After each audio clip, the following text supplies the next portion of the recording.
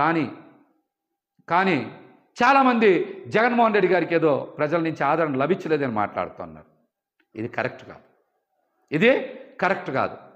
YSRCP party electioneering చెయ్యకపోవడం వలన, నాయకుల మధ్య సమన్వయం లేకపోవడం వలన కేవలం 5,000 నుంచి 12-13,000 ఓట్ల వ్యత్యాసంతో 88 స్థానాల్ని కోల్పోయింది. 88 స్థానాల్ని కోల్పోయింది. 5,000 నుంచి 12-13,000 ఓట్లు కనుక 88 నియోజకవర్గాల్లో సాధించుంటే ఖచ్చితంగా 88కి 11 కలుపుకొని 99 అంటే 100 నియోజకవర్గాలు గెలుచుకొని జగన్మోహన్ రెడ్డి గారు మళ్ళీ ముఖ్యమంత్రి అయ్యేవాళ్ళు. అదేవిధంగా ఇంకొక చిన్నది కనుక యాడ్ చేసుకుంటే, ఓట్ల వ్యత్యాసం కనుక యాడ్ చేసుకుంటే 4-5 వేల ఓట్ల నుంచి 13-14 వేలకి మరొక 3-4 వేల ఓట్లు కనుక కలుపుకుంటే, అంటే 18,000 ఓట్లు కనుక సాధించుంటే మరొక 31 స్థానాలు పెరిగాయి. అంటే 119 స్థానాల్లో వైఎస్ఆర్సీపీ పార్టీ గెలిచేది. ఇప్పుడున్న 11 స్థానాలు కూడా జత కలిస్తే 130 స్థానాలు అయ్యాయి. 130 స్థానాలు అయ్యాయి. ఇది కేవలం ఎన్ని వేల ఓట్లు తేడా? 4,000 నుంచి 17,000 ఓట్లు తేడాతో వైఎస్ఆర్సీపీ పార్టీ వదిలేసుకున్నటువంటి స్థానాలు 119. ఈ 11 కూడా కలుపుకుంటే 130 స్థానాలు వచ్చాయి. అంటే వైఎస్ఆర్సీపీ పార్టీకి మరొక 10 లక్షల ఓట్లు పడుంటే జగన్మోహన్ రెడ్డి గారు రెండోసారి ముఖ్యమంత్రి అయ్యేవారు. కేవలం కూటమికి వైసీపీ పార్టీకి మధ్య వ్యత్యాసం, ప్రభుత్వ ఏర్పాటుకి వ్యత్యాసం కేవలం 10 లక్షల ఓట్లు మాత్రమే. కానీ దీన్ని భూతద్దంలో చూపించి విష ప్రచారం చేయాలని చూస్తూ ఉన్నారు. ఈ కుట్రలు ఎక్కువ రోజులు కొనసాగవని కూడా తెలియజేస్తా ఉన్నా.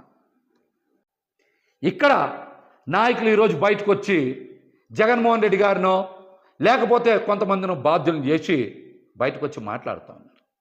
ఇది సందర్భం కాదు. ఓటమి చెంది నిరాశలో ఉన్నటువంటి క్యాడర్కి, అదేవిధంగా మరొక మారు ముఖ్యమంత్రి అవుతాడని ఆశించినటువంటి ప్రజలకి అండగా నిలవాల్సినటువంటి తరుణం. నాయకులు ఈ విషయాన్ని గ్రహించాలి. కార్యకర్తలకి, ప్రజలకి అండగా నిలవాలి.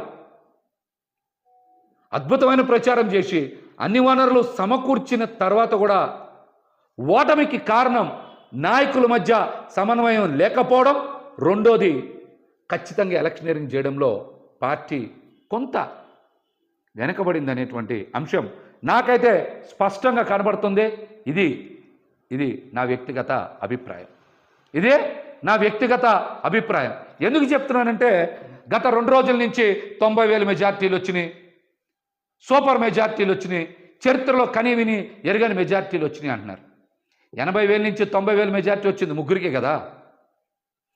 50,000 నుంచి 80,000 లోపు మెజార్టీలు మొత్తం వచ్చింది 27-28 కదా. అంతే కదా వచ్చినాయి. మిగతా అన్ని చోట్ల కూడా జగన్మోహన్ రెడ్డి గారికి అద్భుతంగా ప్రజలు ఆదరించారు. కానీ ఇక్కడే ప్రజలందరికీ ఒక అనుమానం కలుగుతుంది. మేమందరం కూడా జగన్మోహన్ రెడ్డి గారికి ఫ్యాన్ గుర్తు మీద ఓటేశాం, కూటమికి ఇంత విజయం ఎలా లభించింది అనేటువంటి అనుమానం ఈరోజు ప్రతి ఒక్కరు చర్చ చేస్తున్నారు రాష్ట్రంలో. ఈవీఎంలు ట్యాంపర్ అయినాయా, లేకపోతే కౌంటింగ్లో ఏమైనా పొరపాట్లు జరిగినాయా? ఫలితాలకు ముందు నుంచే వైఎస్ఆర్సీపీ పార్టీ నాయకులు, పెద్దలు చాలామంది కోర్టులకు వెళ్ళారు, పొరపాట్లు జరుగుతాయని చెప్పారు. అవేమీ పరిగణలోకి తీసుకోకుండా ఈ రోజున ఫలితాలు బయటకు వచ్చినాయి. ఈ ఫలితాల మీద ప్రజలకు అనుమానం ఉంది. ఈవీఎంలు ట్యాంపరింగ్ జరిగాయేమనేటువంటి అనుమానం ప్రజల మధ్య విస్తృతంగా చర్చ జరుగుతుంది. కొన్ని చోట్ల మనం చూసాం, ఒక్కొక్క ఈవీఎం మిషన్లు లెక్క పెట్టలేదంటే ఇందాక నేను చెప్పే కదా, 4-5 చోట్ల 4-5 ఈవీఎం మిషన్లు కనుక సరిగ్గా లెక్కింపు చేయకపోతే 4,000 ఓట్లు 5,000 ఓట్లు పోతే పోతే దగ్గర దగ్గర 19 స్థానాలు పోతాయి, 19 స్థానాలు పోతాయి. కాబట్టి ప్రజలకు అనుమానాలు ఉన్నాయి. దీని మీదనే అందరూ కూడా చర్చ కూడా చేసుకుంటున్నారన్న విషయం నేను ఈరోజు మాట్లాడాలనే మళ్ళీ మాట్లాడుతాను. జగన్మోహన్ రెడ్డి గారు పేద సామాన్య వర్గాలు ఖచ్చితంగా వారి జీవన ప్రమాణాలు పెరగాలని దేశ చరిత్రలో ఎవరు ప్రవేశపెట్టినటువంటి కొత్త పథకాలు ప్రవేశపెట్టారు. 5 సంవత్సరాల పాటు సుదీర్ఘకాలం పాటు వాటిని అమలు చేశారు. ప్రతి ఒక్కరూ వాటి వల్ల లబ్ధి పొందారు. అందుకనే ఈరోజు రాష్ట్ర ప్రజలందరూ కూడా నివేరబోతూ ఉన్నారు.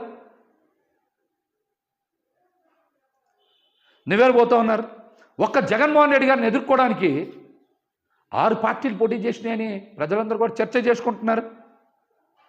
ప్రజారంజకంగా ఉంటుందా, లేకపోతే పెట్టుబడిదారులకు మాత్రమే అనుకూలంగా ఉంటుందా, ఎవరికి అనుకూలంగా ఉంటుందనేది ఈ రాష్ట్ర ప్రజలందరూ కూడా చాలా తొందరగా తెలుసుకుంటారు. తొందరగా తెలుసుకుంటారు. అప్పుడు జగన్మోహన్ రెడ్డి గారు చేసినటువంటి సంక్షేమం, అభివృద్ధి పట్ల ప్రతి ఒక్కరికి కూడా వాస్తవం ఏంటనేది చాలా స్పష్టంగా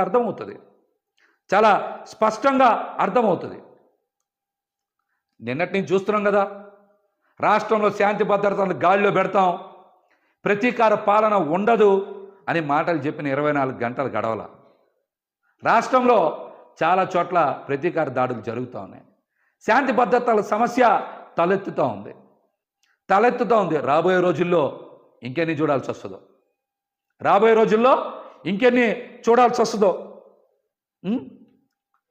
ప్రతి ఒక్కరికి కూడా అధికార పీఠం మీద కూర్చోలేని ఆశ ఉంటుంది. ఆ ఆశ ఉన్నప్పుడు కూటమి బీటలు వారుతుంది,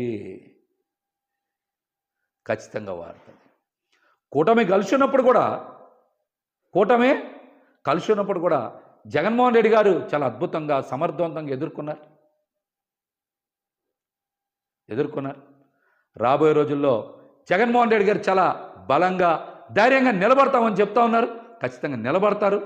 మళ్ళీ మరొకసారి ముఖ్యమంత్రి అయ్యే తీరుతారు. ఖచ్చితంగా పెంచాయి. కానీ